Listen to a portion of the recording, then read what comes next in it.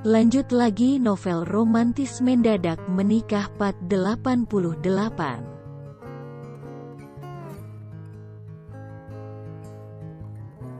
Harusnya dia tadi tidak membahas mengenai kacang selimut dan berniat untuk membuatkannya. Bagaimana mungkin seorang uli yang barbar bisa membuat cemilan, menangkap ikan, memancing, memanjat pohon atau kegiatan lainnya baru? Ulilah yang paling jago dalam hal itu. Hahaha, ini sudah seperti kalimat yang aku ucapkan pada Bapak saat membawamu pergi darinya kemarin. Arya tergelak mengingat momen keberangkatan mereka yang penuh haru, tapi juga lucu akibat ucapan Uli yang seenaknya saja. Namun, tanpa sadar mata Uli mengembun. Dia teringat akan ucapan Mamak yang mengatakan bahwa mulai sejak pemberkatan pernikahan hak dan tanggung jawab atas diri Uli sudah jatuh pada Arya. Kenapa bersedih? Tanya Arya melihat raut wajah Uli yang berubah dan matanya sedikit memerah. Tidak apa-apa, hanya teringat pada Mamak dan Bapak saja. Sebab kali ini aku meninggalkan mereka bukan untuk membuat mereka bangga, tapi untuk mengabdikan diri pada suamiku. Sontak saja ucapan Uli membuat kening Arya berkerut. Apa coba maksudnya? Bukankah kalau seorang wanita bisa jadi istri yang baik bagi suaminya maka orang tuanya akan bangga karena telah berhasil mendidik anaknya? Kamu pernah tidak mendengar sebuah cerita, lagu atau omongan orang sekalipun yang mengatakan, kalau seorang wanita bisa menjadi istri yang baik dan patuh pada suaminya itu tandanya orang tuanya sukses mendidik putrinya? Pernah dengar, tidak? Pertanyaan dari Arya membuat Uli mengangguk-anggukkan kepalanya. Dia hafal betul sebuah lagu itu mengenai kisah ini. Uli mengangguk-anggukkan kepalanya, lirik lagu itu berputar-putar di dalam pikirannya, terbayang lagi akan nasihat. Nasihat Mamak, iya, benar setelah menjadi istri Uli tetap bisa berbagi pada orang tuanya, sebagai istri yang baik dan taat pada suami adalah bukti dari keberhasilan orang tua dalam mendidiknya. Sudah paham. Kenapa senyum-senyum? Tanya Arya yang aneh melihat Uli. Dia mengambil wadah toples berisikan kacang selimut untuknya. Sejak tadi hanya memperhatikan Uli makan. Membuatnya hampir tidak kebagian. Untunglah istrinya itu masih menyisakan beberapa untuknya. Iya, aku paham sekarang. Uli berkata pelan. Arya hanya menganggukkan kepala. Kali ini dia sedang fokus makan kacang selimut.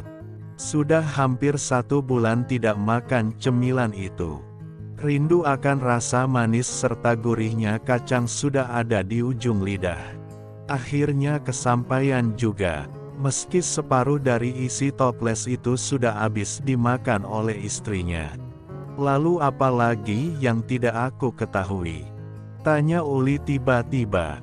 Jika tadi Uli yang tersedak karena perkataan Arya, maka saat ini Aryalah yang tersedak karena ucapan Uli. Untunglah gelas sisa air mineralnya tadi masih banyak. Lagi pula Bu Lilis ada-ada saja. Sudah makan cemilan manis bukan dikasih teh tawar untuk menetralisir malah dikasih minuman manis juga. Simpel saja, tak perlu terlalu berpikir keras.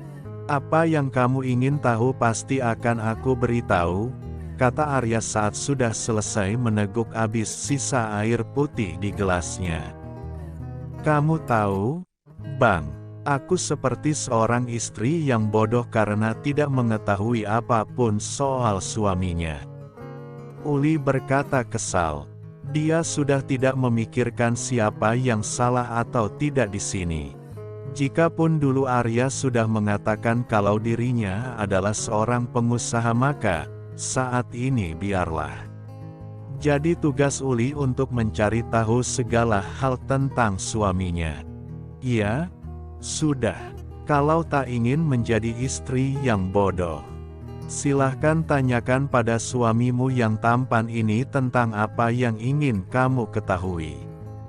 Aku siap memberitahu semuanya, Arya berkata sambil tersenyum, menaikkan kedua alisnya, menerima Uli sebagai istrinya dan membawa wanita itu ke istananya berarti harus siap membagi segala suka dan duka. Apa makanan kesukaan, Abang? Tanya Uli. Pertanyaan itu membuat Arya mengerutkan keningnya. Bisa-bisanya Uli bertanya soal makanan kesukaan di saat mereka sedang berbicara serius seperti ini. Apakah Uli tidak memiliki pertanyaan atau keingintahuan yang lebih penting lagi selain makanan kesukaan? Aku suka makanan apapun. Dari lokal sampai internasional semuanya aku suka. Aku tak pernah pilih-pilih makanan. Arya menjawab meski dia sedikit heran dan ingin tertawa. Seolah makanan kesukaan adalah hal penting bagi Uli. Bersediakah, Abang makan apapun yang aku masak untuk Abang nantinya? Tanya Uli. Tergantung rasa masakannya. Kalau hambar maka, aku mohon maaf. Aku tidak bisa makan makanan yang tidak memiliki rasa.